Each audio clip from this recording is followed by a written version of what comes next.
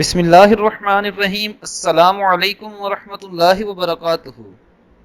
رسول اللہ صلی اللہ علیہ وآلہ وسلم نے ایک دن ارشاد فرمایا، بتاؤ اگر تم میں سے کسی کے دروازے پر نہر جاری ہو، اس میں روزانہ 5 دفعہ وہ نہاتا ہو، تو کیا اس کے جسم پر کچھ میل باقی رہے گی؟ صحابہ کرام رضی اللہ تعالی عنہ نے عرض کیا کہ کچھ بھی نہ باقی رہے گا۔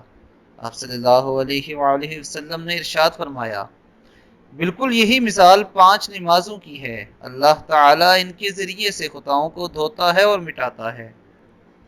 دوستو، نماز اسلام کا بہت ہی اہم رکن ہے۔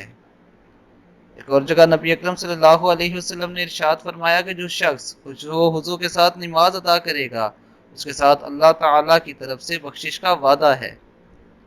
اس لیے میری آپ سب سے یہ گزارش ہے کہ آپ 5 وقت کی نماز باجماعت ادا کریں اور کوشش کریں کہ آپ اپنے ارد گرد موجود لوگوں کو بھی نماز کی تلقین کریں۔